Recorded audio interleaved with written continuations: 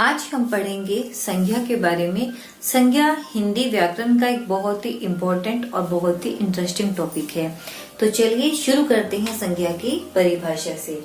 संज्ञा की परिभाषा, इसकी डेफिनेशन, किसी भी व्यक्ति, वस्तु, स्थान, प्राणी या भाव के नाम को संज्ञा कहते हैं। अर्थात अगर किसी भी व्यक्ति का नाम दिया जाता है या किसी वस्तु का नाम, किसी स्थान का नाम, किसी प्राणी का या किसी भाव का अगर आपको नाम दिया जाता है तो वही नाम कहलाता है संज्ञा।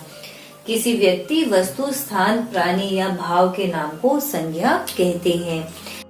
अभी हम समझेंगे कि व्यक्ति का नाम, वस्तु का नाम, स्थान, प्राणी या भाव के नाम का यहाँ पे क्या अर्थ है।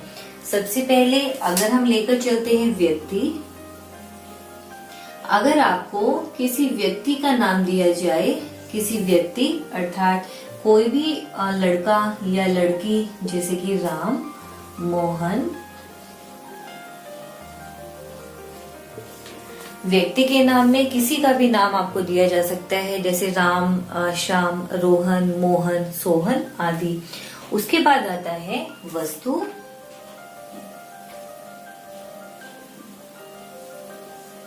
वस्तु के अंतर्गत थिंग्स का नाम अर्थात किसी भी वस्तु का नाम आपको दिया जा सकता है, जैसे कि मेज, कुर्सी,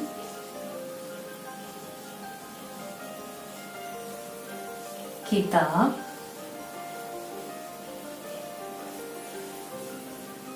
आदि। तो वस्तु में कोई भी मेज, कुर्सी, किताब, अलमारी, कुछ भी आपको दिया जा सकता है। उसके बाद नंबर 3 पे आता है स्थान का नाम।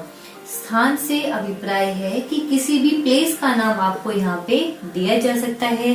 किसी भी गांव का, शहर का या किसी भी देश का नाम इसके अंतर्गत आ सकता है, जैसे कि दिल्ली,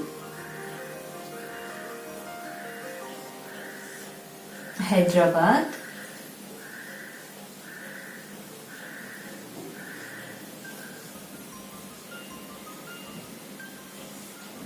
भारत। तो ये हुए व्यक्ति का नाम, वस्तु का नाम और स्थान का नाम। इसके बाद आता है प्राणी का नाम। प्राणी के अंतर्गत छोटे से छोटे जीव से लेके बड़े से बड़े जानवर तक किसी का भी नाम आपको दिया जा सकता है, जैसे कि तितली, हाथी, जैसे कि तितली, हाथी, घोड़ा, शेर, पक्षी। तो किसी भी प्राणी का नाम इसके अंतर्गत दिया जा सकता है। इसके बाद आता है भाव। भाव को थोड़ा सा हम अच्छे से समझेंगे। पहले इन सबको क्लियर कर लेते हैं कि संज्ञा के अंतर्गत किसी व्यक्ति, वस्तु, स्थान या प्राणी का नाम आपको दिया जाता है। व्यक्ति के नाम में किसी भी व्यक्ति का नाम आ सकता है, राम, श्याम, सोहन, मोहन, रोहन आदि। और वस्तु में किसी भी वस्तु का नाम, जैसे कि मेज, कुर्सी, पुस्तक, अलमारी, कपड़े, बर्तन। तो किसी भी वस्तु का नाम इसके अंदर आपको दिया जा सकता है। उसके बाद है स्थान। स्थान में किसी भी प्लेस का नाम, जिसके अंदर कोई भी गांव, शहर, देश, किसी का भी नाम यहाँ पे आपको दिया जा सकता है। और प्राणी के अंतर्गत छोटे से जीव से लेके बड़े से बड़े जानवर तक का नाम इसके अंदर आपको दे सकते हैं, जैसे कि यहाँ पे हमने लिखा है प्राणी में तितली, हाथी या फिर घोड़ा, शेर, कोई भी जानवर यहाँ पे आ सकता है। उसके बाद आता है हमारा भाव। भाव के अंतर्गत गुणों के बारे में, गुण, दोष या फिर अवस्था के बारे में बताया जाता है। स्थिति के बारे में, अवस्था या स्थिति इसी में आ जाएगा। तो गुणों के बारे में या फिर दोष के बारे में, तो गुण जैसे कि ईमानदारी। अगर हम कहते हैं ईमानदारी, तो ईमानदारी किसी के गुणों के बारे में बताया जाता है, उसके अच्छी क्वालिटी के बारे में बताया जाता है, तो वो होगा हमारा संज्ञा। इसके बाद किसी के दोष के बारे में, दोष अर्थात किसी की बुराई के बारे में, जैसे कि बेईमान, बेईमानी। और अवस्था के अंतर्गत हम लिख सकते हैं जैसे कि अमीरी, गरीबी या फिर बुढ़ापा, बचपन, यौवन, जवानी। तो ये सब हमारे अवस्था के अंतर्गत आते हैं। जैसे कि एग्जाम्पल यहाँ पे लिख लेते हैं, अमीरी या फिर बचपन। तो इस प्रकार अगर हमें किसी भी व्यक्ति का नाम, वस्तु का नाम, स्थान का नाम, प्राणी का नाम या भाव का नाम दिया जाता है तो वो सब हमारा संज्ञा के अंतर्गत ही आता है। तो इसी आधार पर हम संख्या को 3 भेदों में बांटते हैं। संख्या के 3 भेद होते हैं, पर इंग्लिश ग्रामर के कारण संख्या में 2 भेदों को और ऐड कर दिया गया है। तो आज हम केवल संख्या के 3 भेदों के बारे में ही पढ़ेंगे जो हम शुरू से पढ़ते आ रहे हैं।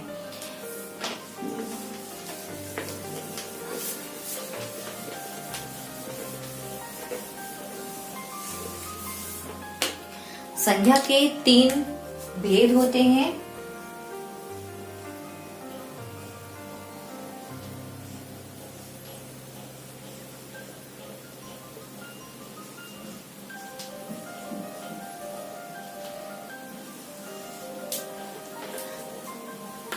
तो संज्ञा के भेद के बारे में हम पढ़ेंगे। संज्ञा के प्रकार के बारे में, संज्ञा का पहला प्रकार होता है या संज्ञा का पहला भेद होता है व्यक्तिवाचक संज्ञा।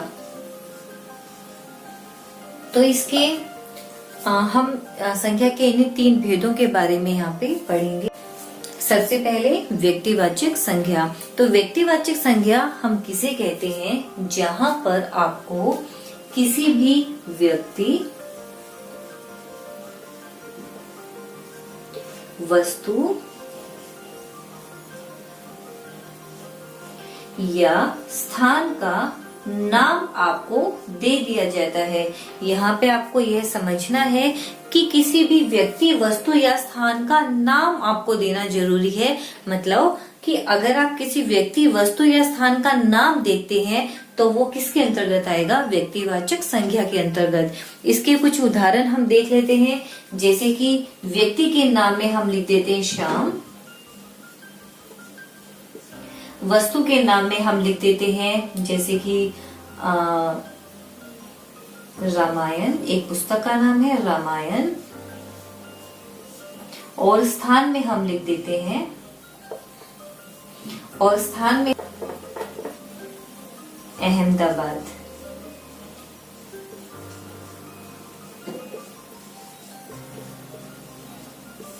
तो यहाँ पे आपको ये बात समझ में आ रही होगी कि व्यक्ति का नाम हमने लिखा है श्याम, वस्तु का नाम हमने लिखा है रामायण, एक पुस्तक का नाम है, वस्तु का नाम है, और स्थान यानी कि किसी भी प्लेस का नाम, अहमदाबाद एक शहर का नाम है।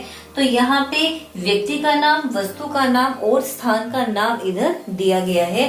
तो जब भी आपके सामने कोई नाम दे दिया जाता है, कोई विशेष नाम आपको दे दिया जाता है, उससे आपको क्लियर हो रहा है नाम से कि हम किसकी बात कर रहे हैं, तो वो आ जाता है हमारा व्यक्तिवाचक संज्ञा के अंतर्गत।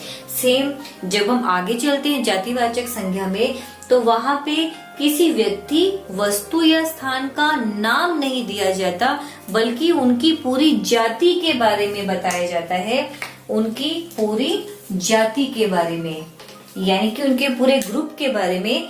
जैसे कि अगर हम यहाँ पे लिख देते हैं लड़का,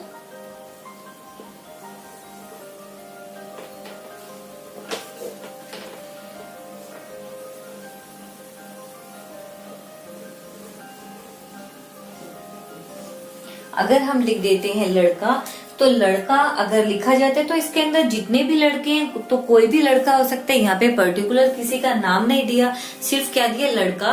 तो लड़कों की पूरी जाति का बोध करवा रहा है, लड़कों की पूरी जाति के बारे में बताया जा रहा है। तो वो क्या होता है? जातिवाचक संज्ञा। जैसे कि यहाँ पे श्याम था, श्याम नाम था तो हमें क्लियर था कि वो नाम है तो व्यक्तिवाचक संज्ञा होगा। लेकिन श्याम क्या है, एक लड़का है। लेकिन लड़का अगर आपको दिया जाता है तो लड़के से क्लियर नहीं होता कि हम किसकी बात कर रहे हैं। लड़के के अंतर्गत पूरे लड़कों की जाति इसके अंतर्गत आ जाती है। तो जब आपको किसी की पूरी जाति के बारे में बताया जाता है, जैसे कि लड़का लड़की, तो वहां पे नाम नहीं दिया जाता बल्कि पूरी जाति के बारे में बताया जाता है, तो वो क्या होता है, हमारा जातिवाचक संज्ञा। उसके बाद जैसे कि हम लिखते हैं पुस्तक,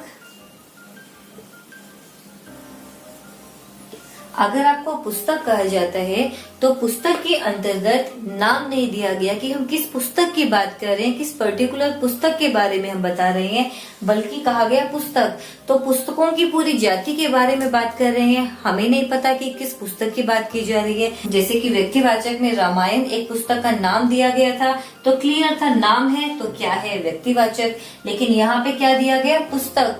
पुस्तक से हमें क्लियर नहीं हो रहा कि हम किस पुस्तक की बात कर रहे हैं, तो पुस्तकों की पूरी जाति के बारे में बात की जा रही है, तो वो क्या होगा, हमारा जातिवाचक संज्ञा। इसके बाद अगर हम लिखते हैं शहर, शहर, तो शहर में कोई भी शहर हो सकता है। अगर हमें अगर नाम दिया जाए तो हमें क्लियर है अहमदाबाद है तो व्यक्तिवाचक संज्ञा, क्योंकि यहाँ पे उसका नाम दिया गया है। लेकिन शहर में सभी शहरों की जाति आ जाती है। किसी शहर के बारे में हमें नहीं पता कि हम किस शहर की बात कर रहे हैं, तो शहर क्या होगा, पूरे के पूरे सभी शहरों की जाति इसके अंतर्गत आ जाती है।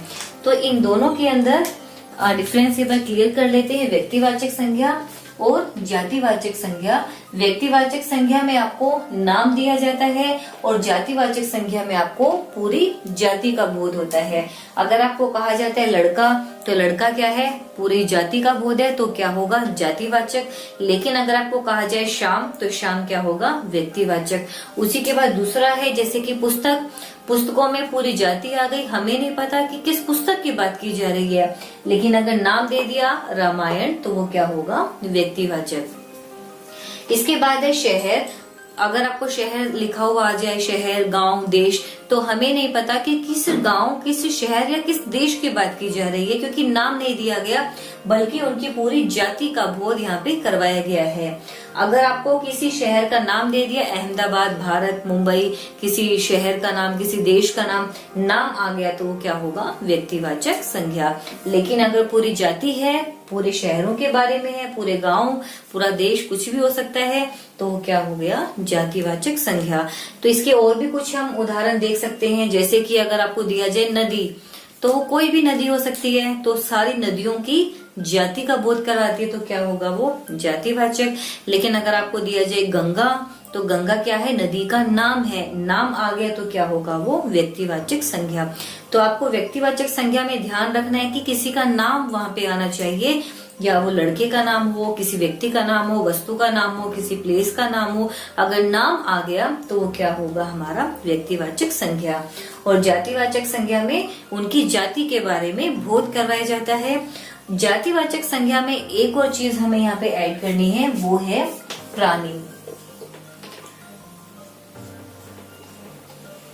अगर आपको किसी प्राणी के बारे में बताया जाए, प्राणी यानी कि किसी भी पशु के बारे में, किसी भी जानवर के बारे में अगर बताया जाता है, तो वो जातिवाचक के अंतर्गत ही आता है। जैसे कि मानो हम बात करते हैं मछली की, अगर मैं यहाँ पे मछली लिख देती हूँ, तो मछली वैसे तो एक जानवर का नाम है मछली, लेकिन मछली के अंदर भी बहुत सारी जातियां होती है। हमें नहीं पता कि हम कौन सी मछली की बात करें, तो बहुत सारी जातियां होती हैं उसकी भी। तो अगर कोई भी प्राणी आ जाता है तो वो किसके अंदर आते हैं, हमेशा जातिवाचक संज्ञा के अंतर्गत। उसके बाद तो ये आपको शायद क्लियर हो गया होगा, व्यक्तिवाचक और जातिवाचक। व्यक्तिवाचक में नाम आता है, जातिवाचक में पूरी जाति आती है। इसके बाद हम चलते हैं भाववाचक संज्ञा पे। भाववाचक संज्ञा के अंदर सेम वही चीज जो हमने पहले भी देखी थी कि तो भाववाचक में किसी के गुणों के बारे में, अर्थात किसी की गुण यानी कि ईमानदारी, सुंदरता, तो ये सब हमारे भाव के अंतर्गत आते हैं। भाववाचक में भाव, हमारी फीलिंग्स, हमारे इमोशंस सब इसी के अंतर्गत आते हैं। और गुणों के बारे में, दोष के बारे में, अवस्था के बारे में, और एग्जाम्पल हम इसके देख सकते हैं, जैसे कि कुरूपता, बेईमानी,